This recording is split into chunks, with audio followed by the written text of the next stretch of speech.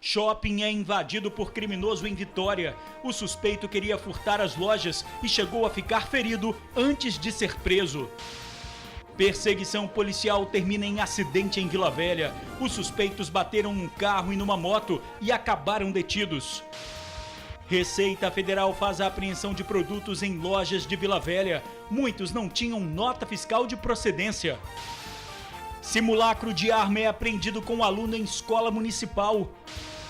Olha só como estava o Rio Jucu hoje cedo. A cena chamou a atenção de quem passava pelo local.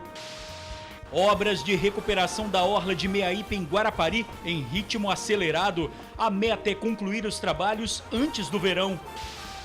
Os detalhes do mutirão do Procon, que começa na próxima segunda-feira. E empreendedores capixabas em dívida com a Receita Federal. Mais de 50% não entregou documentos ou deixou de pagar algum imposto. Mas é possível parcelar a dívida. A gente volta em um minuto.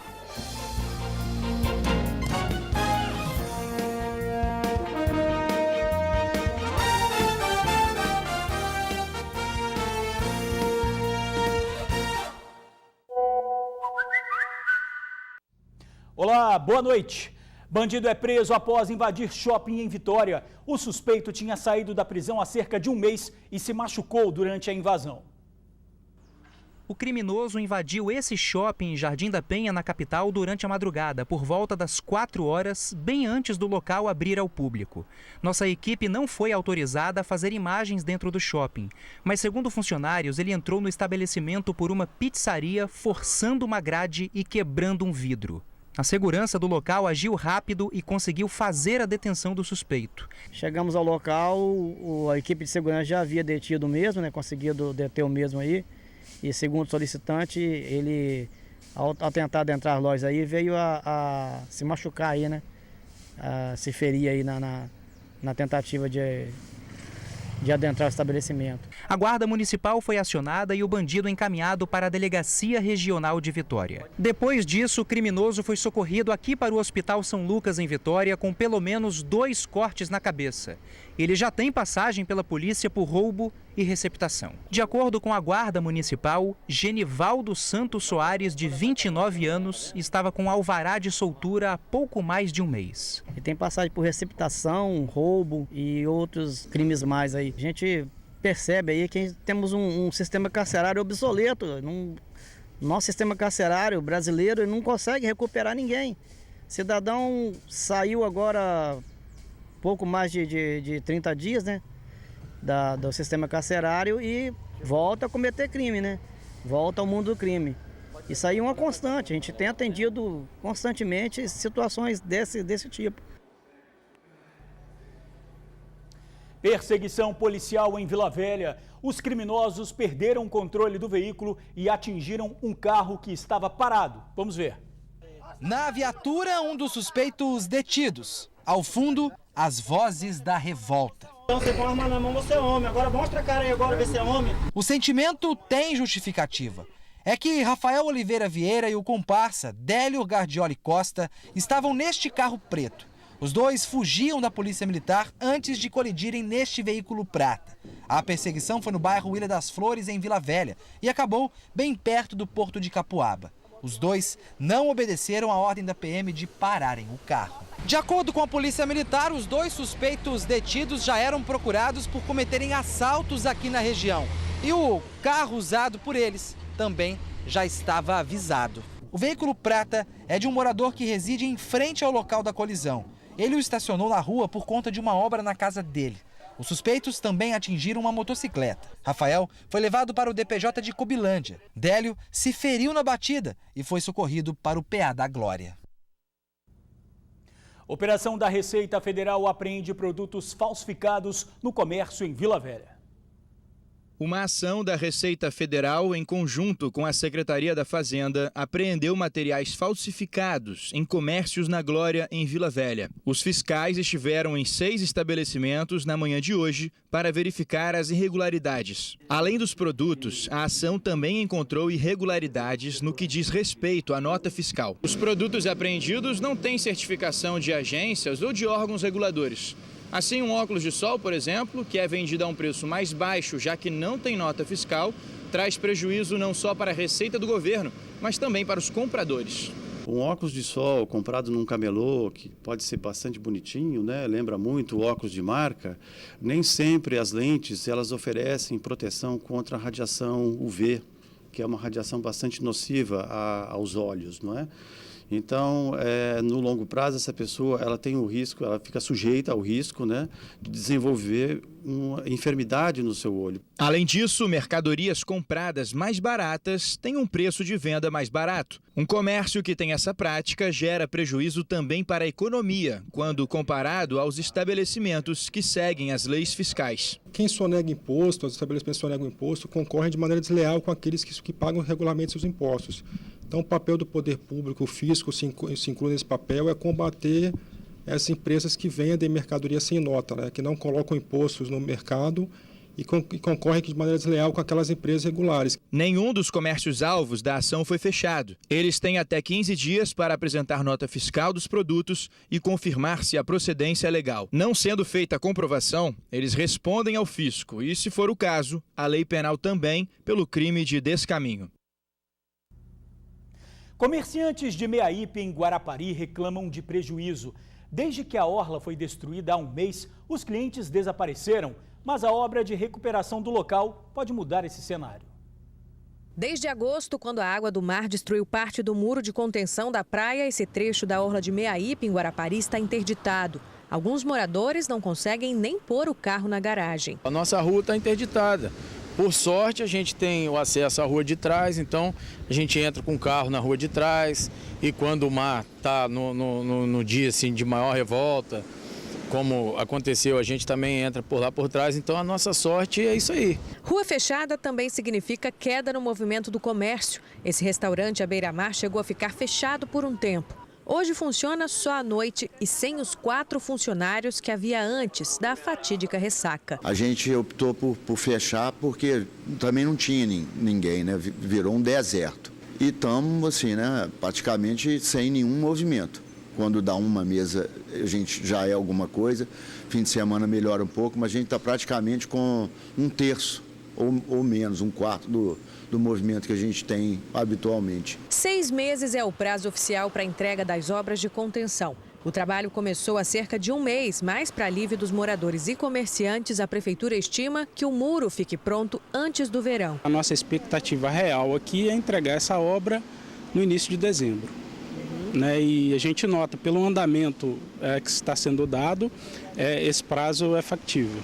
Até agora foram executados cerca de 25% da obra, que depende muito da ajuda da natureza para chegar ao fim. Só para você ter uma noção da dificuldade que tem sido trabalhar aqui, nós estamos com a maré baixa e, como vocês podem ver, ela já está quase chegando ali bem próximo da máquina. Essa máquina é muito necessária aqui, ou seja, quando a maré está alta, o pessoal só consegue trabalhar cerca de 4 horas por dia dentro do canteiro de obras. Mesmo assim, as expectativas são boas, como explica o encarregado da empresa responsável pela obra. A gente está fazendo de tudo para entregar essa obra em dezembro, né?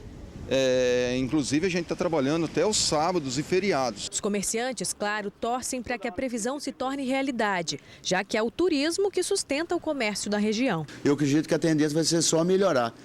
E com a pavimentação que a gente vai ter, com uma orla que a gente vai fazer, que a gente já conseguiu essa verba, a tendência é a gente realmente valorizar um dos lugares mais bonitos que a gente tem no Espírito Santo, que é Meaípe. Mesmo com tantas boas notícias, ainda existe uma preocupação que, por sinal, é bem antiga. A presidente da Associação de Moradores alerta para a necessidade de engordamento da faixa de areia. Senão, mesmo com a obra, existe o risco de tudo isso voltar a acontecer. Nunca foi feito um muro com uma estrutura igual está sendo feita agora. Então, a gente acredita que este muro vai resistir muito mais do que os muros anteriores. Mas essa preocupação existe, sim. Espuma no rio Jucu assusta ciclistas que passavam pela região. A espuma foi vista na estação de bombeamento de Guaranhuns, em Vila Velha. As bombas estavam abertas quando as imagens foram registradas. O vídeo foi publicado por um servidor público numa rede social. Logo foi compartilhado por várias pessoas. A bomba teria sido fechada por pouco tempo, mas a cena chamou a atenção.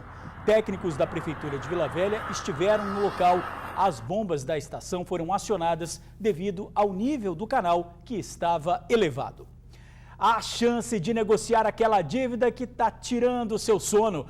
O PROCON estadual vai fazer um novo mutirão na semana que vem e começa segunda-feira. Os detalhes com Felipe Chicarino. Boa noite, Felipe.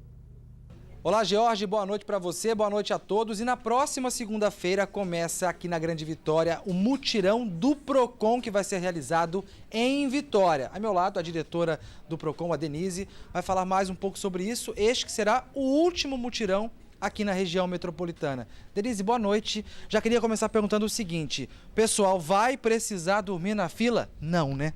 Boa noite. Boa noite, Felipe. Boa noite, George. Não, as pessoas não precisam dormir na fila. Essa é a nossa fala desde o primeiro mutirão. Nós estamos aí na 8ª edição e a gente vem reforçar essa informação. Por que não é necessário dormir na fila? Porque o número de senhas é um número confortável, são 1.200 senhas por dia, totalizando mais de 7.000 senhas ao longo da semana. Mas é inegável que algumas empresas têm um número reduzido de senhas realmente. Só que essas empresas têm atendimento aqui na sede durante todo o ano. Então, eventualmente, você foi até a fila, percebeu que o número de senhas já está comprometido, isso é fácil, porque até um de nossos fiscais, de nossos funcionários vai informar. Você realmente busca atendimento das outras empresas e esta empresa específica, se não tiver senha, você vem aqui durante a semana. Na segunda-feira, nós distribuiremos senhas às 8 horas para atendimento que se inicia às 9 horas. E ainda na segunda-feira, às 14 horas, nós distribuiremos as senhas da terça-feira.